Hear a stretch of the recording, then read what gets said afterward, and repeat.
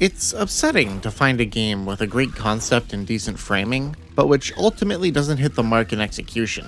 What the Golf is a humorous and unique take on how to push the envelope on video game golfing, with an emphasis on mixing and matching mechanics meant to surprise the player. It accomplishes one of my favorite things in gaming as a medium, which is making a comedy of the gameplay itself. A not-so-simple task, speaking as someone who's attempted it in my own game development projects. I won't sit here and pretend I have it all figured out. Achieving comedy through player interaction is already a struggle, given a developer can never have full control over what a player does. But I do feel as though What the Golf, as downright funny as it can be, has a lot going against its goal to subvert expectations as a means of surprising and delighting the player. An easy fault to point out is the difficulty. Difficulty as a pathway to humor is a tried and true method for getting a laugh. Games like I Wanna Be the Guy or Invictus are great looks into making a game so difficult and trollish that you can't help but laugh. But while this design philosophy is fantastic for precision platformers, it doesn't quite align with What the Golf's physics-based gameplay. Some of the extra challenges, especially the ones where you have limited strokes, are infuriatingly difficult compared to the rest of the game, and it all stems from strict demands of the player in an environment where they lack fine control. That lack of fine control leaves room for comedy approaches similar to QWOP or Getting Over It, but these games commit to the obtuse gameplay mechanics in a way that What the Golf simply can't with its level-by-level approach. Levels that embrace the wackiness end up feeling much more like a test of luck than skill, which can lead to silly moments, but are undermined by the non-commitment to any particular style of difficulty, resulting in them feeling quite boring. While difficulty is my main gripe, this lack of vision does extend to the rest of the package. What the Golf makes an attempt to be mysterious, even going as far as to add quasi-horror elements towards the end. Exploring the overworld has its moments, with simple but welcome puzzles to keep it interesting, but the game could have benefited from focusing on the main attraction. These moments of mystery and exploration are in stark contrast to the goofier vibes of the levels themselves. Furthermore, these overarching structural problems start to show themselves increasingly when you take notice of smaller fumbles. Audio balance is poor. A few levels glitched out on me if I held the button while restarting.